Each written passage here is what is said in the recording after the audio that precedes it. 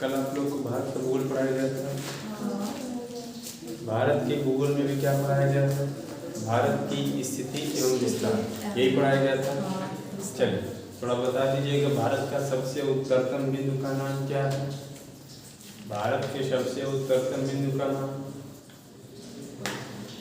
इंदिरा काल।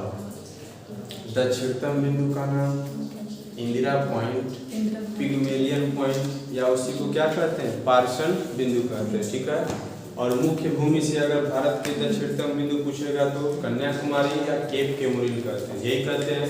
भारत का सबसे पूर्वी बिंदु किबिथु, भारत का सबसे पश्चिमी बिंदु गुहार मोती सर क्रीक, ऐसा नाम सुने थे बालक आप लोग? चलिए अगर हम बात करें अक्षांश की तो ये बता दीजिएगा, कल मैंने आपको बताया था कि रफली एक आपको मैप आना चाहिए। ठीक है, ध्यान देकर बात न करिए।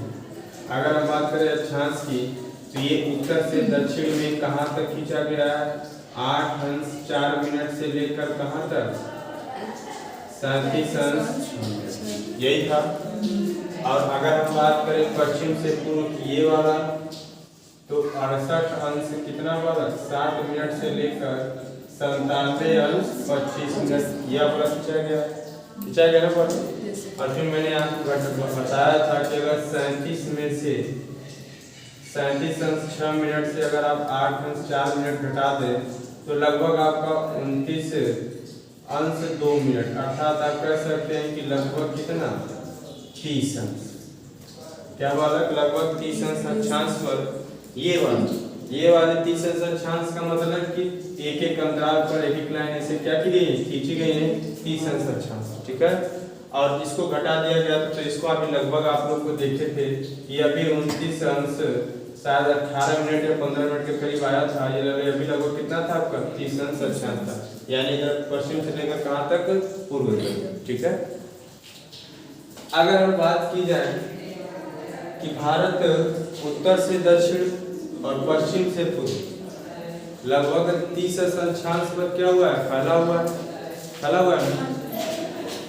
तो 30 अक्षांश पर फैला हुआ है तो दोनों जगहों के बीच की दूरी समान होनी चाहिए ना? लेकिन ऐसा नहीं। क्या बालक? ऐसा नहीं। क्यों नहीं है? देखिए, अगर आपसे कोई पूछे भारत का आकार कैसा है, क्या है बालक?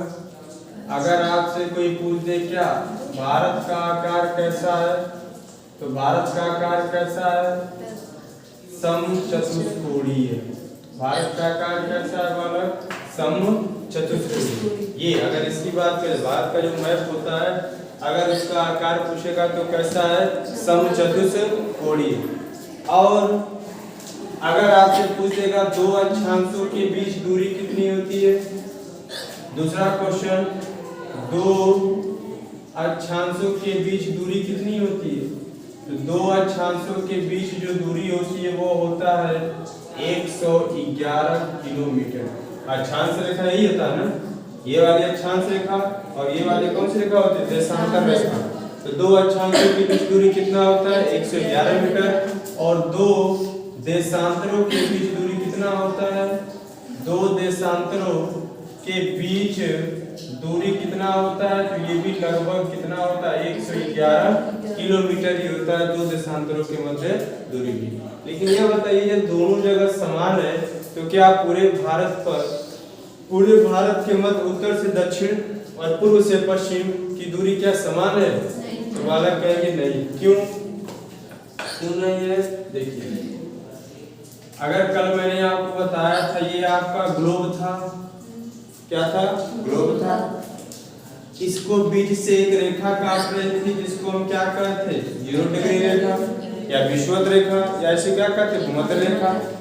इसके ऊपर जो काटता है 23.5 डिग्री अक्षांश पर इसको क्या कहते हैं? कर्क रेखा। और 23.5 डिग्री अक्षांश पर जो काटती है नीचे साउथ में इसको क्या कहते हैं? मकर रेखा। क्या कहते हैं बालक? मकर रेखा। इसके ऊपर वाला क्षेत्र ये क्या कहलाता है बताइए? इसके ऊपर वाला क्षेत्र क्या कहलाता है? आर्कटिक। और इसके नीचे वाला क्षेत्र ये 66.5 क्या कहलाता है? अंटार्कटिक। यही कहलाता है। ऊपर वाला क्षेत्र क्या कहलाता है? आर्कटिक, और नीचे वाला क्या कहलाता है? अंटार्कटिक। मैंने आपको कल बताया था अक्षांश रेखा से खींची जाती है। कैसे खींची जाती है अक्षांश रेखा? ये खींचा जाता है, लेकिन ध्यान दीजिएगा बालक, देशांतर रेखा कैसे खींची जाती है? ये आपका क्या होता है? देशांतर रेखा। ये एक दूसरे को कभी टच नहीं करती है। ये जो अक्षांश रेखा देखिएगा कभी भी होंगी तो ऐसे ही खींची जाएंगी, ये एक दूसरे को टच नहीं करेंगे, बराबर होती है। लेकिन आप देख रहे हैं कि जो देशांतर रेखा ग्लोब पर खींची जाती है, एक दूसरे को क्या करती है? टच करती है। क्या करती है? टच करती है। तो आप देखेंगे कि ये देखिए वाला विषुवत रेखा यही है। तो विषुवत रेखा जब यह है आपका 0 डिग्री रेखा को ये क्या कहते हैं? भूमध्य रेखा, या इसी को क्या कहते हैं? विषुवत रेखा। तो इसके बीच में यहाँ पर दूरी समान है, यहाँ पर दूरी क्या है? समान है। और जैसे जैसे ऊपर जाएंगे दूरी देखिए कम होती जाएगी, होती जाएगी नहीं? देशांतर रेखा की जैसे जैसे ऊपर जाते हैं दूरी क्या होती है? कम होती जाती है। और फाइनली एक ऐसा बिंदु आता है, यानी कि ये उत्तरी ध्रुव था, कल मैंने बताया कि ये क्या था? दक्षिणी ध्रुव था।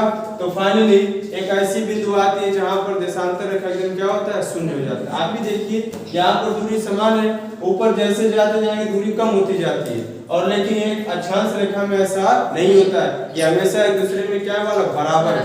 एक दूसरे में क्या है? बराबर है। और अगर आप देखेंगे भारत, मैंने बताया था कि यही स्थित है, यही स्थित है ना बालक? तो जब भारत यही स्थित है तो बताइए अक्षांश रेखा ऊपर जाएंगे तो दूरी भारतीय कर्क रेखा में स्थित है कि नहीं है? कर्क रेखा में स्थित है।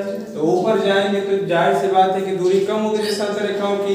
इसी वजह से क्या होता है? इसी वजह से कुछ अंतर पाया जाता है।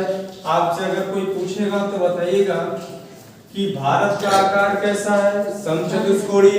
कैसा है? समचतुष्कोणीय।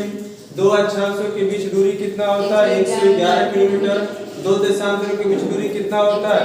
यह भी लगभग 111 किलोमीटर होता है। लेकिन जैसे ही हम ऊपर बढ़ते जाते हैं देशांतर रेखाओं की संख्या कम होती जाती है, और एक लास्ट बिंदु आता है जो ध्रुव का होता है, वहां पर जाते हुए देशांतर रेखा क्या होती है? शून्य हो जाती है। क्या होता है? शून्य हो जाती है। अगर हम आपसे बात करें कि भारत का उत्तर से दक्षिण के बीच कुल कितनी दूरी है, ये पूछता है फैक्ट में। उत्तर से दक्षिण के बीच दूरी कितनी? ठीक है, इसके बीच वाला उत्तर से दक्षिण के बीच अगर दूरी पूछा जाए तो अभी कल आप लोगों ने पढ़ा था कि ये आपका 8 मिनट उत्तरी अक्षांश से लेकर 6 मिनट उत्तरी अक्षांश था। इसको मैंने घटाया था तो लगभग कितना आया था? 29 डिग्री 2 मिनट, यही आया था। इसी का जब हम 111 से गुणा कर देंगे, क्योंकि दो अक्षांशों के मध्य दूरी कितना होता है? 111 किलोमीटर, तो गुणा कर देंगे तो फैक्ट निकल कर आता है 3214 किलोमीटर। अर्थात आप उत्तर से दक्षिण के मध्य दूरी कुल कितना है बालक? 3214 किलोमीटर। और पूर्व से पश्चिम की दूरी पूछ देगा, सॉरी पश्चिम से पूर्व किसकी बालक? अगर आपसे पूछ देगा किससे? पश्चिम से पूर्व के मध्य अगर दूरी पूछ देगा, किसके मध्य? पश्चिम से पूर्व के मध्य दूरी। तो ये भी मैंने आपको कल बताया था कि ये भी लगभग निकल कर आया था 29 डिग्री 18 मिनट। इसका भी 111 से मल्टीप्लाई कर देंगे तो ये आपका निकल के आ जाएगा 2933 किलोमीटर। कितना निकल कर आ जाएगा? 2933 किलोमीटर। अर्थात ये दोनों चीजें आपको याद रखनी चाहिए कि भारत का उत्तर से दक्षिण के मध्य कुल दूरी कितना वाला? 32 से 14 किलोमीटर, और पश्चिम से पूर्व के मध्य कुल दूरी कितना है? 2933 किलोमीटर। ये आप ध्यान रखिए। दूरी क्या आप कह सकते हैं? उत्तर से दक्षिण के मध्य दूरी आप कह सकते हैं लंबाई। सिंपली आप क्या कर सकते हैं? अगर कोई जगह उत्तर से दक्षिण के मध्य लंबाई कितना है तो 32 से 14, और पश्चिम से पूर्व के मध्य लंबाई कितना है तो 2933 किलोमीटर। ये कुछ इंफॉर्मेशन। अब कुछ आगे बात सुन लीजिए।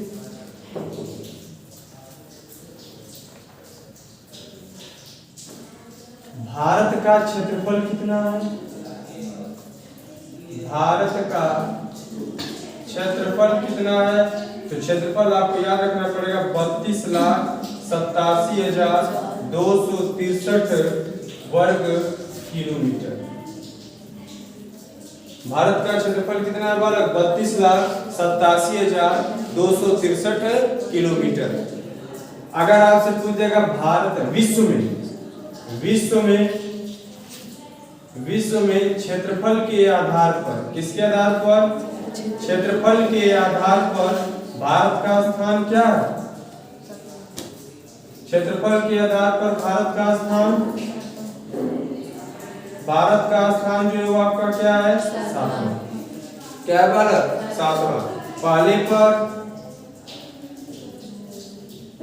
पहले पे आपका क्या है? रूस। दूसरे पे क्या है? कनाडा। तीसरे पे आपका क्या है बालक? चीन। चौथे पे आपका क्या है? यूएसए।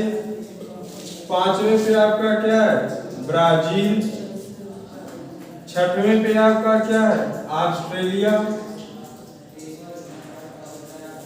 और सातवें पे आपका क्या है?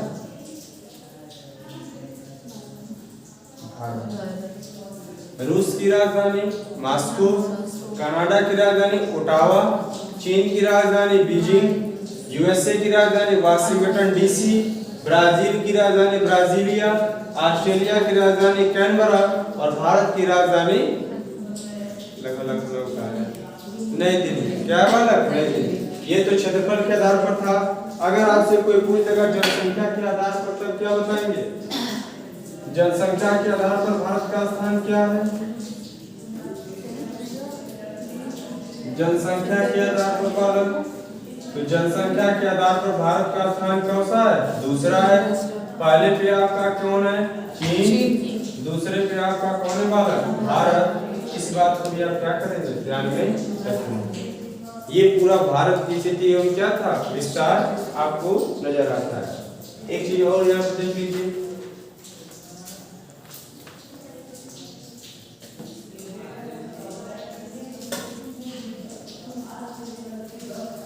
आपको पता है कि कर्क रेखा जो है, कौन सी रेखा? कर्क रेखा। वो भारत के बीचों बीच से होकर गुजरती है। कहां से गुजरती है कर्क रेखा? भारत के बीचों बीच से होकर जो रेखा गुजरती है वो रेखा कौन सी है? कर्क रेखा। और आपको कल ग्लोब में आपको बताया गया था, ऊपर वाला जो क्षेत्र होता है वो 23.5 अंश कौन सा होता है? कर्क रेखा। और नीचे वाला जो होता है वो कौन सा होता है? मकर रेखा। ठीक है, देखिए यही कल ग्लोब था ना, ये आपका कल ग्लोब था। इसमें आपने देखा होगा, ये वाला क्षेत्र आपने देखा होगा क्या था? कर्क रेखा। और ये वाला क्षेत्र आपका क्या था? मकर रेखा। नहीं चल रहा।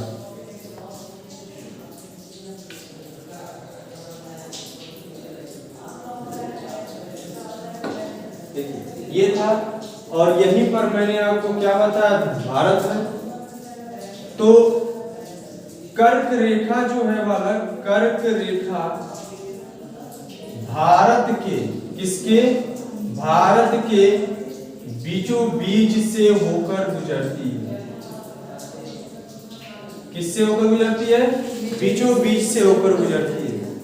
एक आपसे प्रश्न ये पूछा जाता है, ये आपका क्या है? भारत है। और यही बीचों बीच से होकर कर्क रेखा यहाँ पे क्या होती है? गुजरती है। यही वाली कर्क रेखा देखिए बीच से होकर गुजरता है, बीचों बीच से होकर गुजरती है। तो प्रश्न पूछता है यह कर्क रेखा भारत के कितने राज्यों से होकर गुजरती है? ये कई बार पूछा है प्रश्न। तो आप देखेंगे ये लाइनें, अगर मैप आपको तैयार हो तो पहला आपको राज्य यहाँ पे नजर आएगा गुजरात। क्या होता है भला? गुजरात। दूसरा आपको नजर आएगा, थोड़ा सा ये टच करता है किससे? राजस्थान से। तीसरा यहीं पे नजर आएगा आपको, दिखेगा मध्य प्रदेश। क्या हो जाएगा? मध्य प्रदेश। चौथा आप यहीं पे देखेंगे आपको नजर आएगा क्या? छत्तीसगढ़। पांचवा आपको नजर आएगा थोड़ा सा उसके नीचे झारखंड। छठवां जो आएगा वो आपका नजर आएगा क्या? पश्चिम बंगाल। सातवां नजर आएगा क्या? त्रिपुरा। और आठवां नजर आएगा क्या वाला? यानी कर्क रेखा भारत के कुल कितने राज्यों से गुजरती है? 8 राज्यों से गुजरती है। गुजरात, राजस्थान, मध्य प्रदेश, छत्तीसगढ़, झारखंड, पश्चिम बंगाल और त्रिपुरा और कौन सा? मिजोरम। ये कुछ फैक्ट था। एक और फैक्ट नोट कर लीजिए, ये आपको जलवायु में पढ़ना पड़ेगा। भारत की जलवायु कैसी? भारत की जलवायु क्लाइमेट कैसी है? तो कैसी है बालक? उष्ण कटिबंधीय जलवायु। कैसा है बालक? उष्ण कटिबंधीय जलवायु। अर्थात कहने का मतलब ये वाला जो क्षेत्र होता है, ये वाला आपका जो पूरा क्षेत्र होता है, इसी को कहते हैं क्या बालक? उष्ण कटिबंधीय जलवायु। उष्ण कटिबंधीय क्या बालक? जलवायु। इसके जो ऊपर का क्षेत्र, ये 66.5 वाला जो क्षेत्र होता है, इसको हम कहते हैं क्या? उपोष्ण, यानी थोड़ा ठंडा भी और थोड़ा गर्म भी। उपोष्ण कटिबंधीय जलवायु। इसके ऊपर वाले क्षेत्र को हम क्या कहते हैं? उपोष्ण कटिबंधीय। और नीचे वाला भी क्षेत्र जब वही है तो इसको भी क्या कहेंगे? उपोष्ण कटिबंधीय। और ये वाला जो क्षेत्र होता है इसको कहते हैं शीत कटिबंध। क्या कहते हैं बालक? शीत कटिबंध। इस वाले भी क्षेत्र को हम क्या कहते हैं? शीत कटिबंध। अर्थात ये आपका पूरा ठंडा इलाका रहता है, यहाँ सूर्य की किरणें पहुंच नहीं पाती है। कल आपको बताया गया था सूर्य की किरणें यही पड़ती है बालक, यहाँ नहीं पड़ती है। जैसे कौन सा इलाका रहता है? ठंडा क्षेत्र रहता है। तो इस बात को भी आप क्या करेंगे? ध्यान में रखेंगे। ये आपका पूरा क्या था? भारत की स्थिति एवं विस्तार था।